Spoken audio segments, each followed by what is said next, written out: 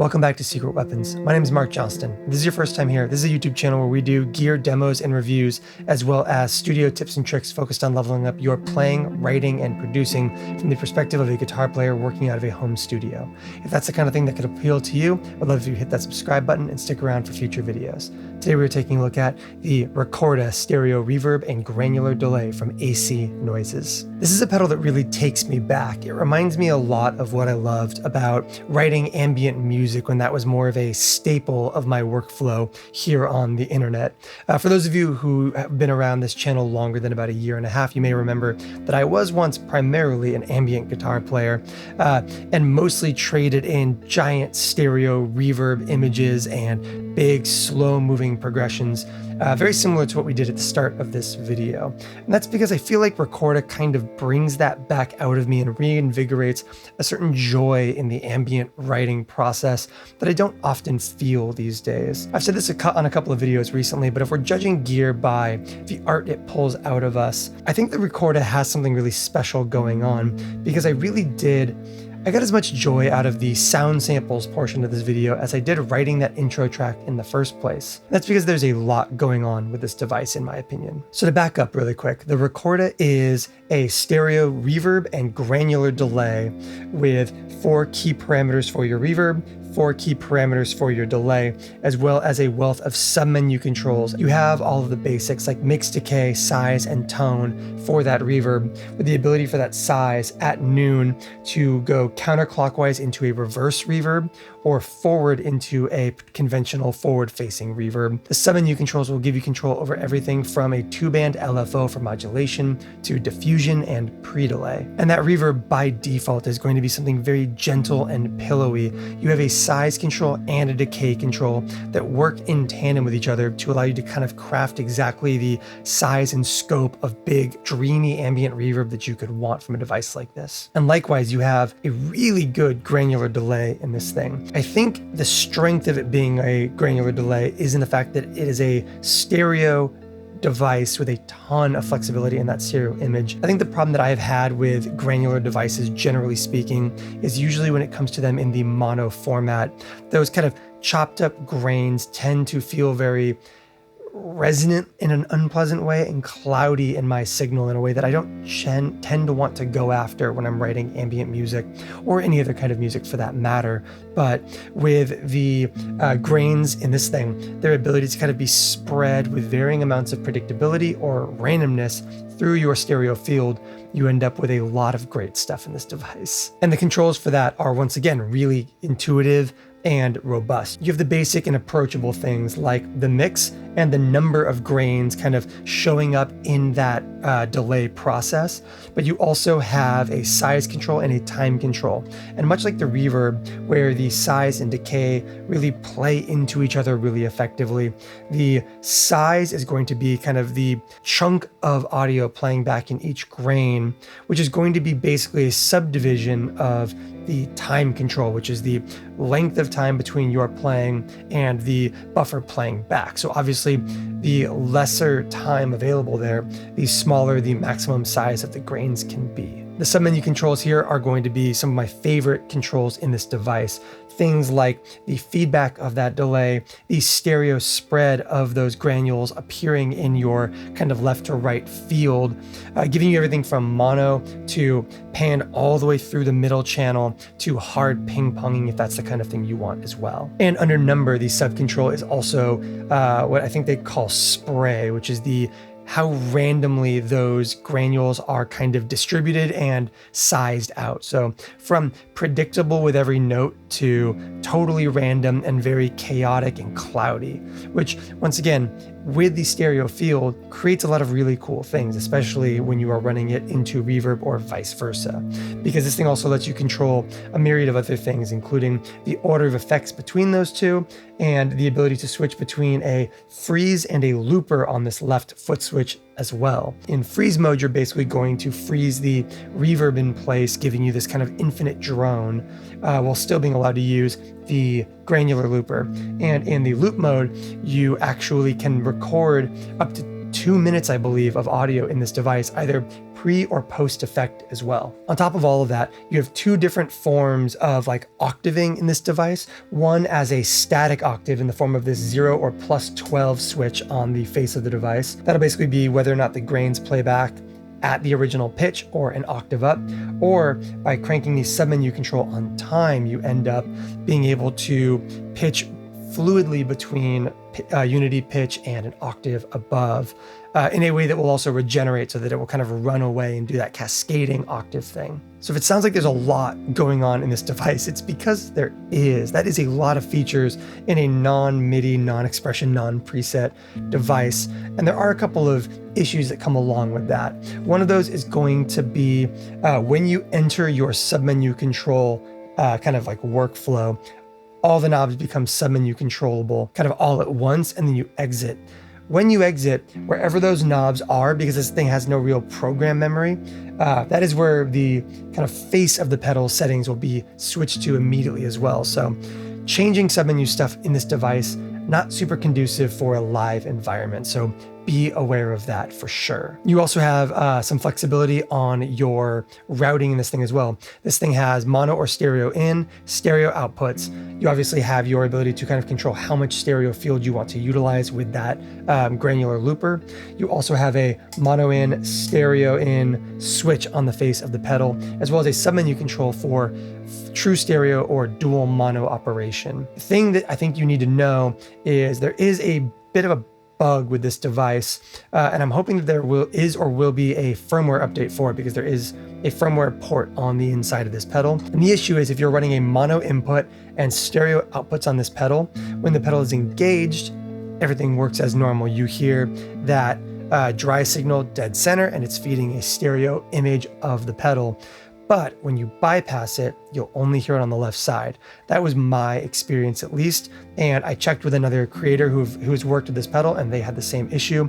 And so my fix for that on that intro track was I ran this thing after my microcosm. Because it's operating as a delay and reverb anyways, my obvious fix was just I'm not making it the kind of like first in the stereo chain pedal that is the thing that I'm relying on to get mono to stereo operation. But if this was like the device that you wanted first in your stereo chain, be aware of the fact that like there is an issue there and it needs to be addressed. Outside of those things, I had a lot of fun with this. I think at its core, it just sounds really wonderful.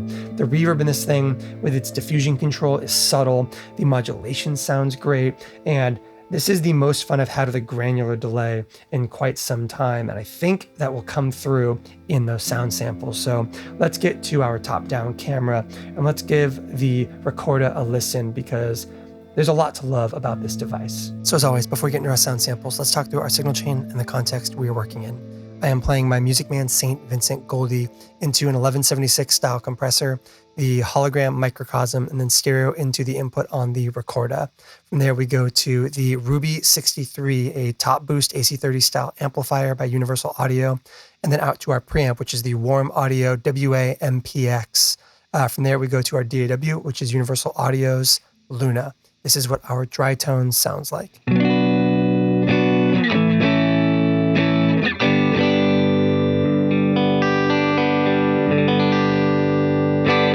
Let's give the Ricorda a listen, starting with our reverb side of things. As you can see, we are mix at noon, decay at noon, and size, what I would roughly call about halfway forward.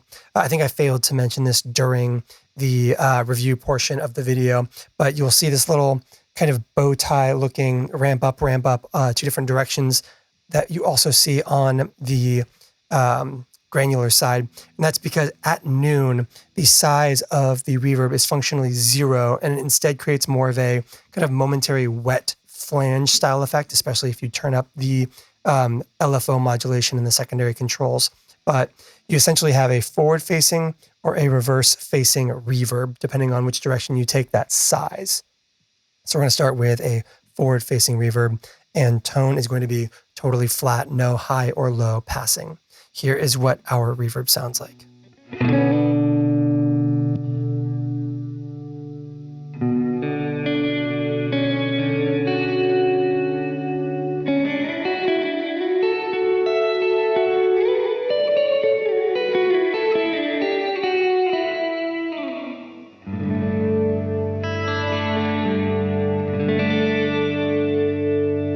of course, the things I would do right off the bat, bring that mix down just a hair. And I actually really like the high pass version of the reverb.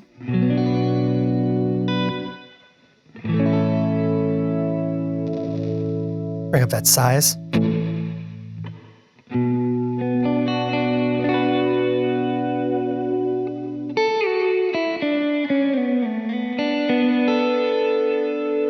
Let's go ahead and walk through that size control at full wet, just so that we get a sense of kind of what those two directions look like. So at noon, kind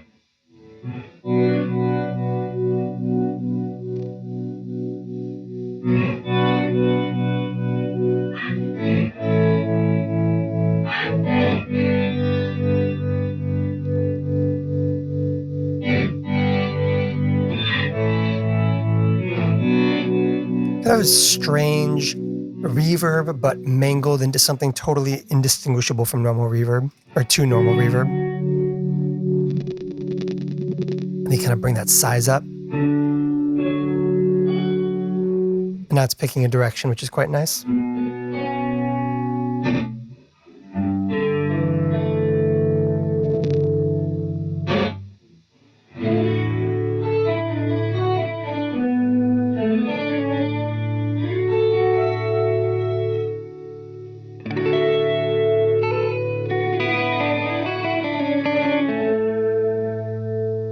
And then, of course, as you bring that decay up,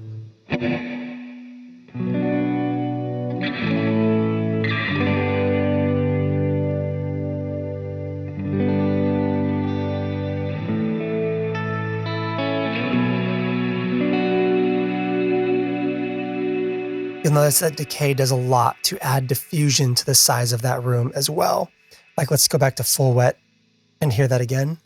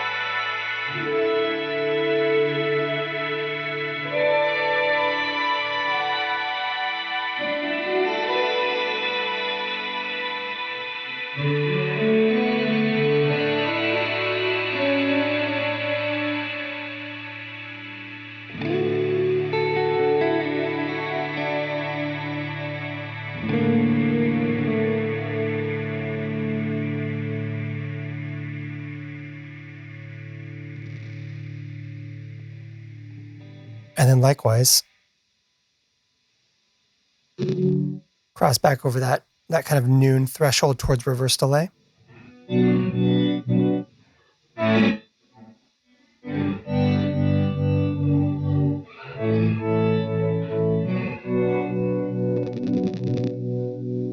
biggest room with no decay.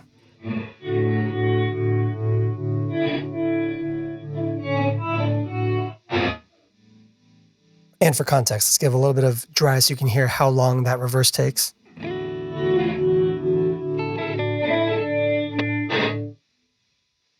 And now crank that decay up a little bit.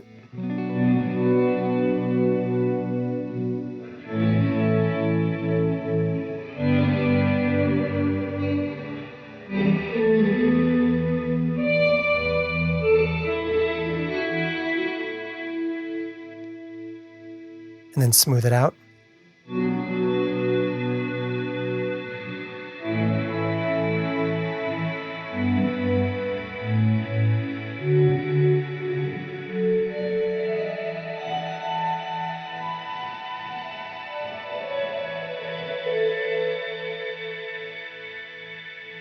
And then again, reintroducing that dry guitar.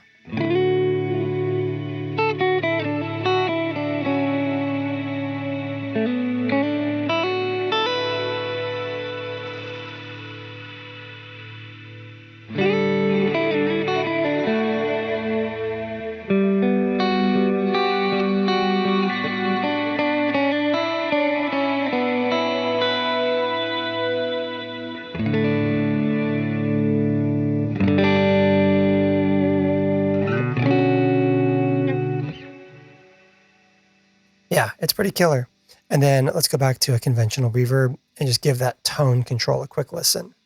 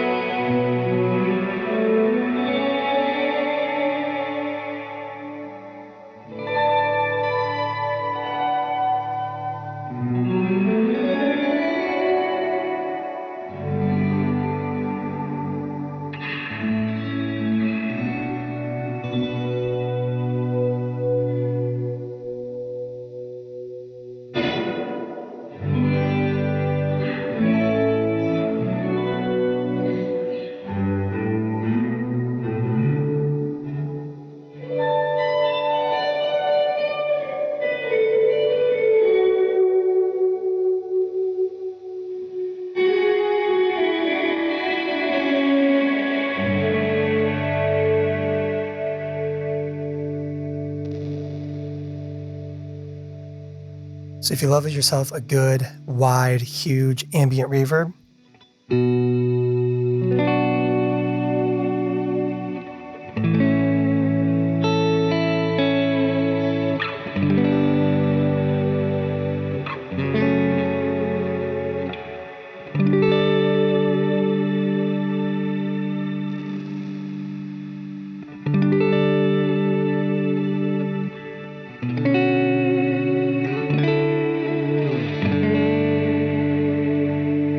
pretty rad. It's pretty rad. Let's take that reverb out entirely and let's give this granular delay a listen.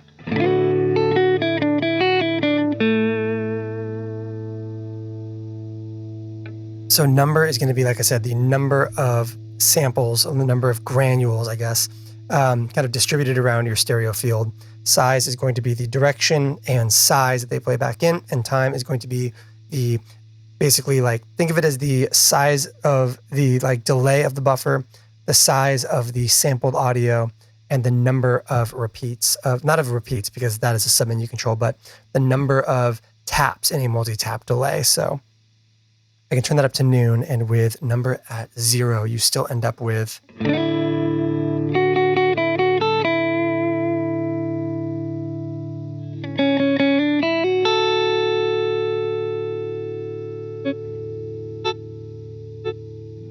and now you can start to hear it because we're starting to bring them in.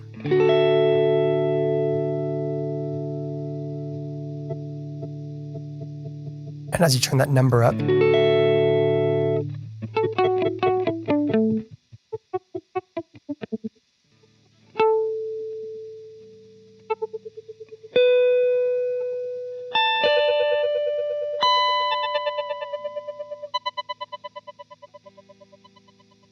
if you take that time all the way down,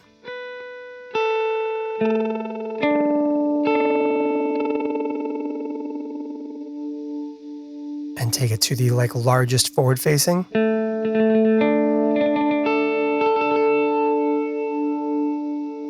we're not going to divide this up into separate parameters to look at, because as you can hear from this, it's very much a lot of interplay.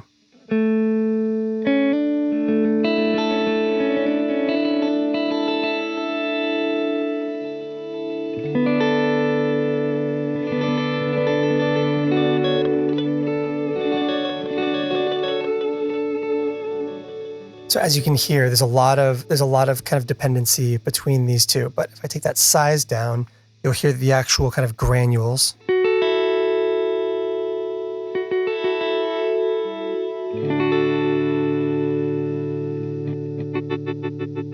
They get choppier.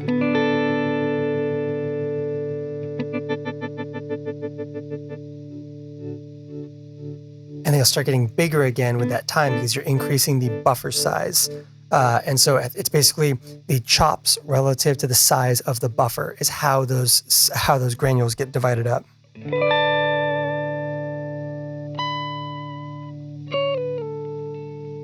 By the way, that time's got a lot of space in it.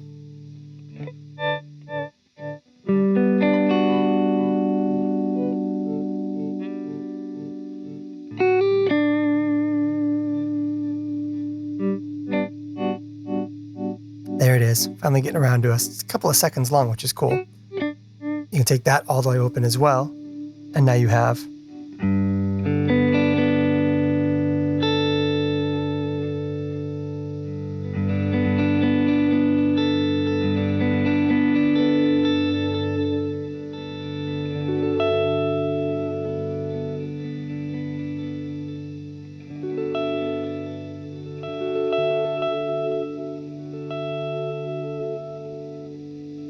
and you can take it down to a cleaner number of those repeats as well.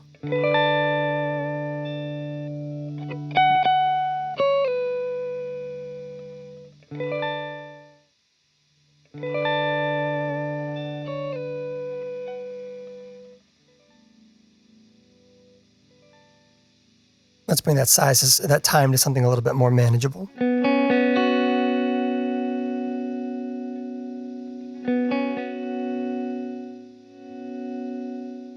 Bring our number back up a bit.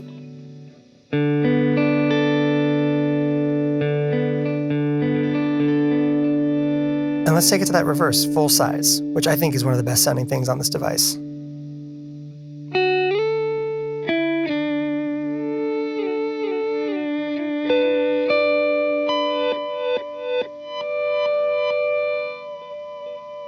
And again, you take that to full size, crank that number up a fair amount, and like take it to full wet. And you can use this as something that just kind of almost treats your signal like it's the source of like a generative ambient device.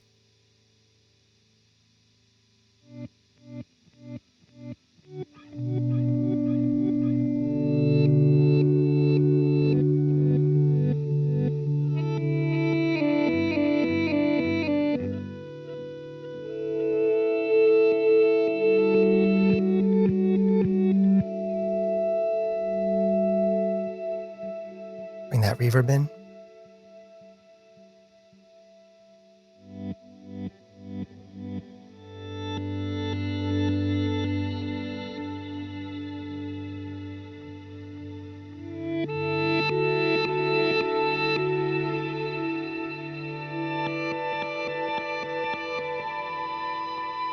Mix back to noon.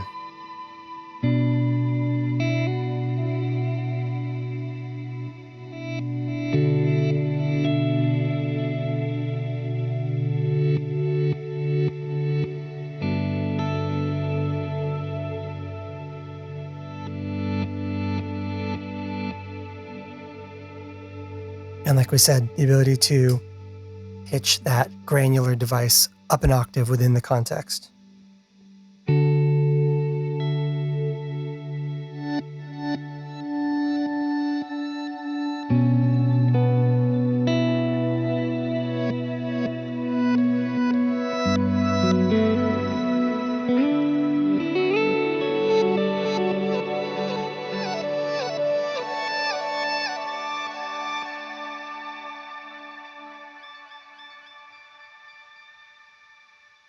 Okay, so let's go ahead and take a look at the sub-menu controls on the Ricorda.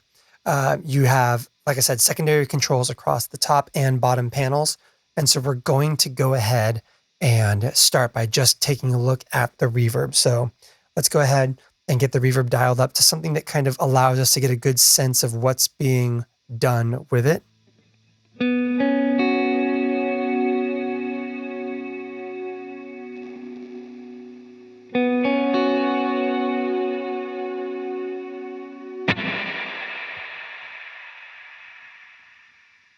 There we go. That feels like a good starting place for the reverb.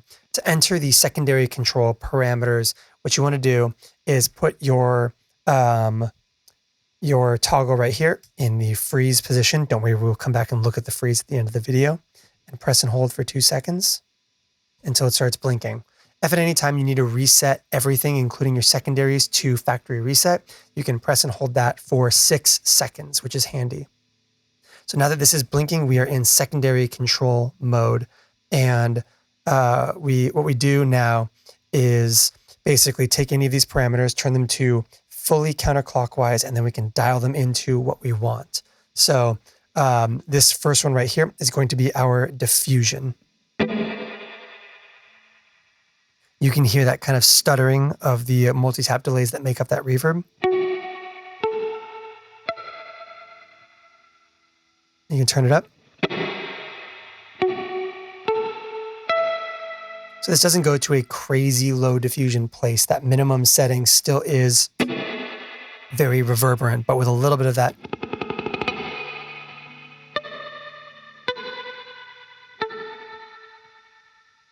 And can just be dialed into something incredibly smooth, which I love. Let's take it to something in the middle. I like my reverb to have some texture like that.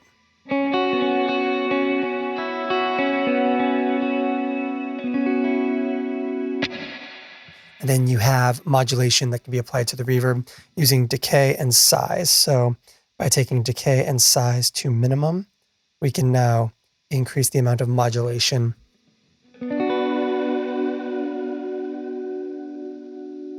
By default, they're both at about 20% like this.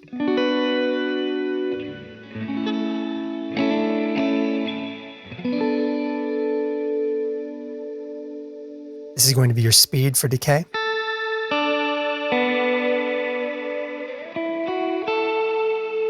And size is going to be the depth.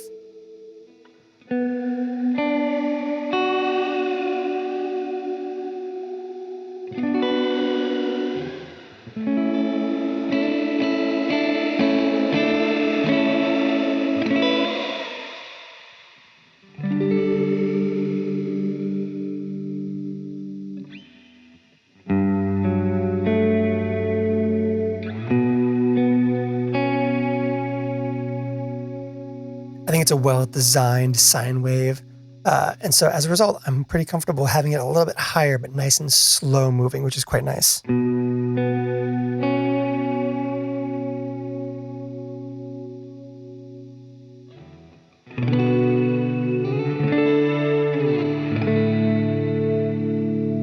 And finally, you have your pre-delay over the tone. So take it all the way down.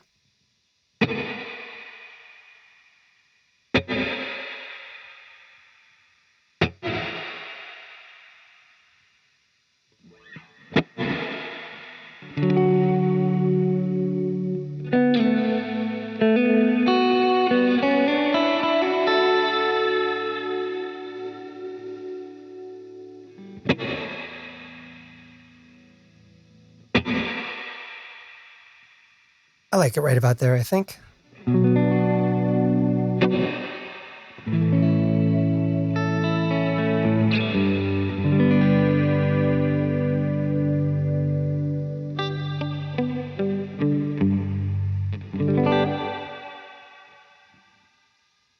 And then back to normal operation.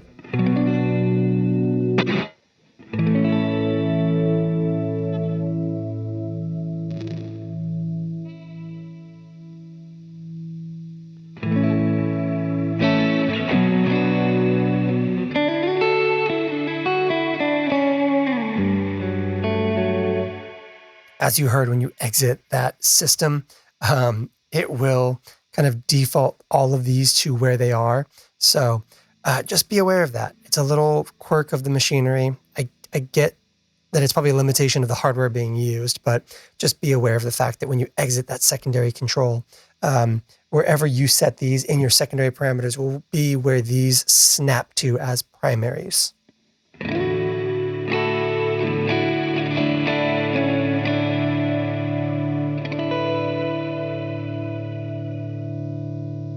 Let's take our reverb out and let's listen to the secondary controls for the granular delay. So let's bring that granular delay in a mode that will actually make it pretty easy to hear what's happening.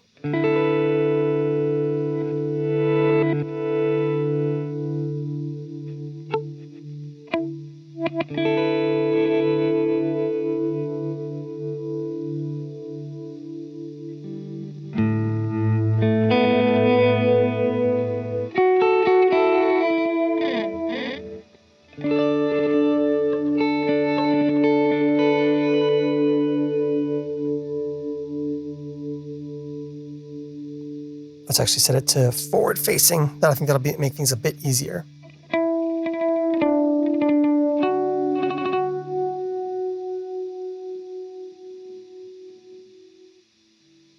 Okay, same rules apply here. You need to go ahead and take a parameter to minimum before you can activate it as a secondary parameter.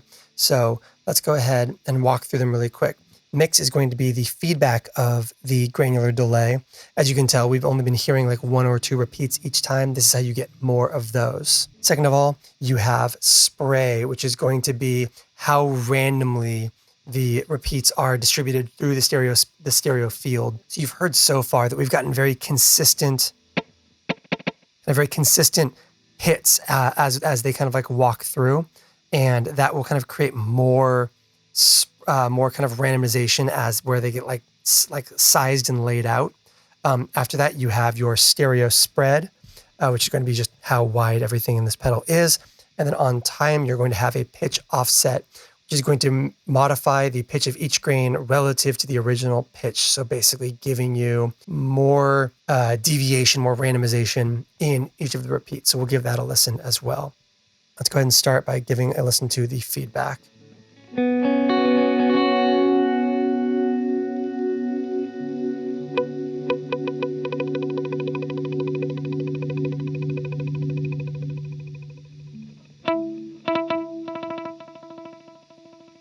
So it's at a little bit higher than we had it originally, which I like.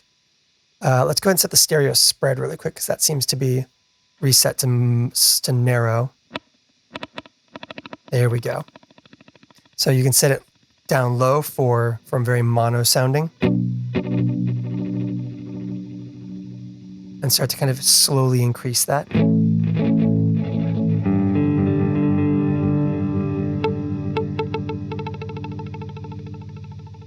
And then at full, everything's going to be hard panned, which might not be what you want. It's kind of the nice thing about this device is you can decide how far out you want all that to pan.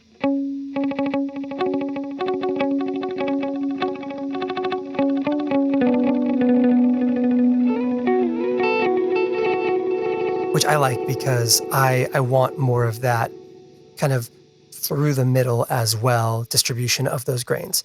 And then number is going to be that spray control. So no spray. And then a ton of spray.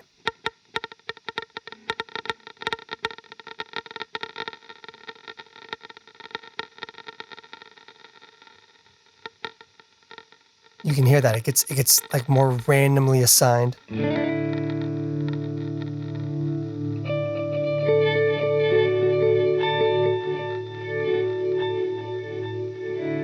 Let's set it somewhere in the middle so that we're getting enough randomization, but that we're not creating total chaos 100% of the time. Bring down that feedback just a hair so we've got some control still. And now let's go ahead and turn up that pitch offset. So now we have an octave.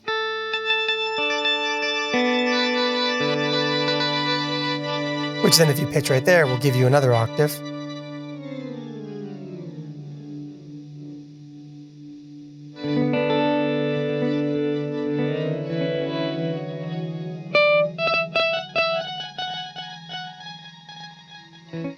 You can hear it just climbing up on itself.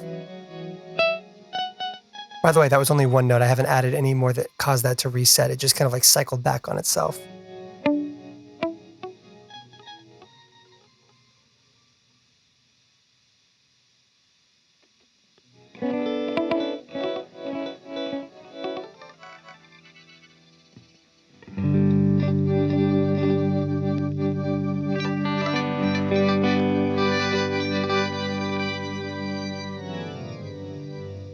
We're going to leave that one turned off. And once again, now we have our fine-tuned reverb and our fine-tuned randomized and appropriately wide granular delay.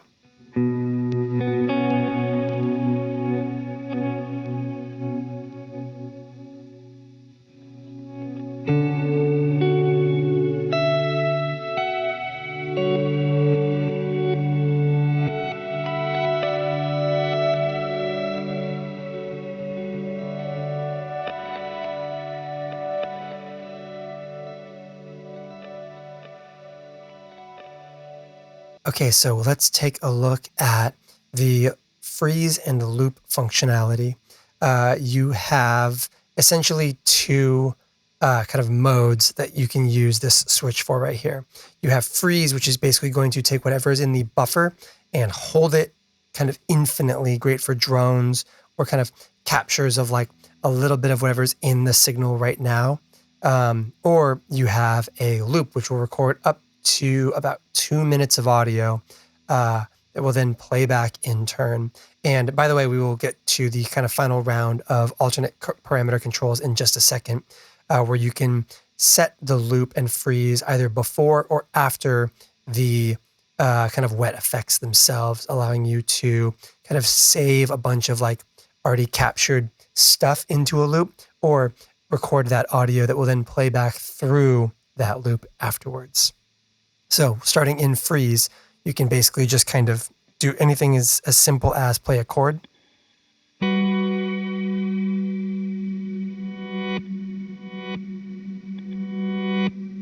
And it'll just loop there. And you can continue to play over it.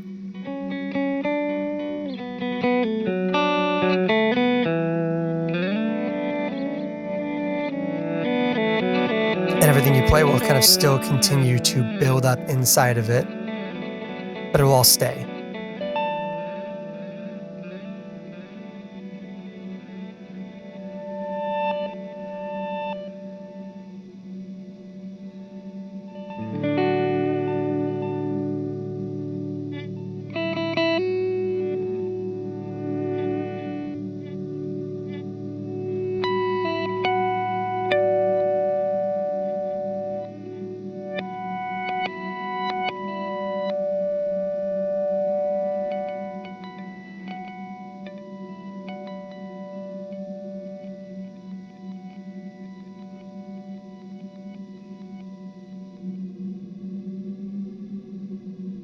You can hear it'll just hold there for forever.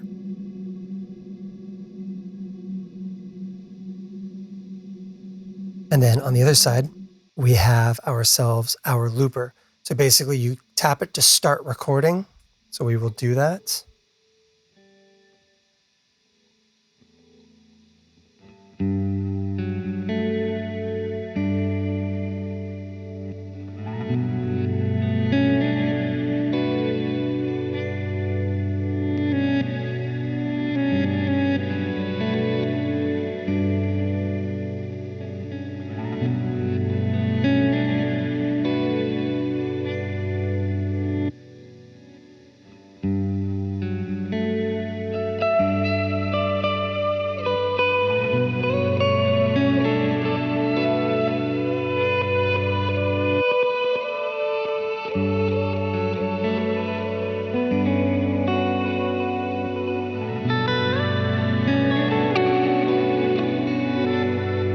And you can continue to kind of like dub in by just tapping it again.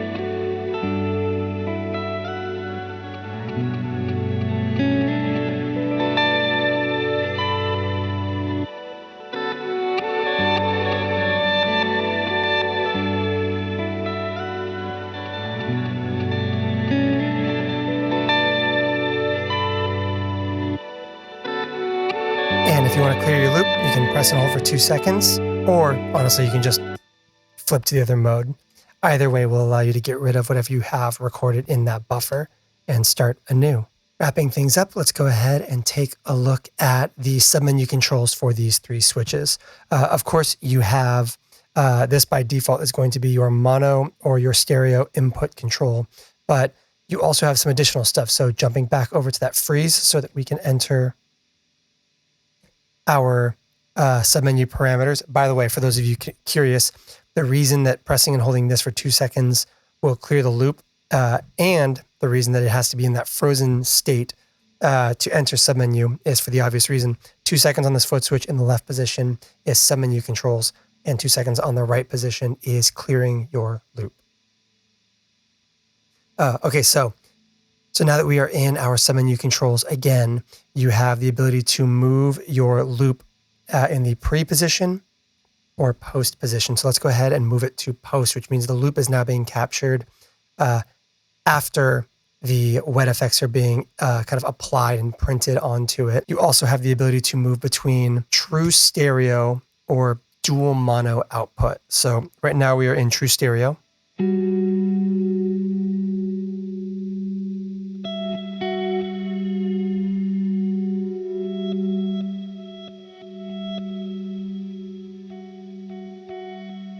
And now dual mono.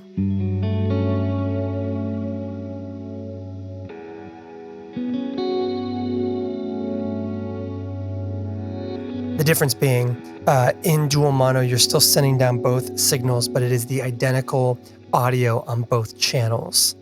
And then finally, you have your 0 or 12 grains control, which is going to be your pre or post for the granular side. So right now, obviously, we are hearing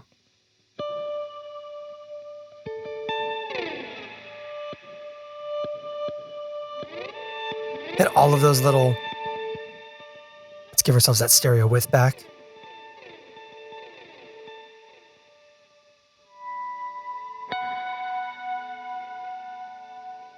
You're hearing the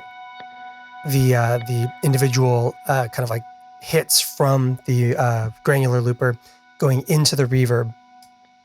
You can reverse that.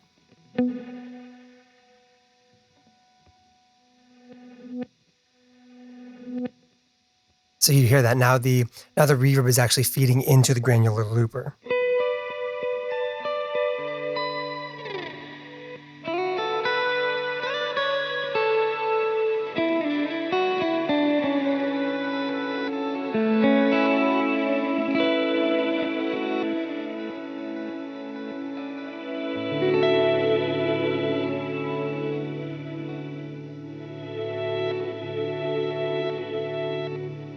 Or you can have it so that those repeats are going into the reverb.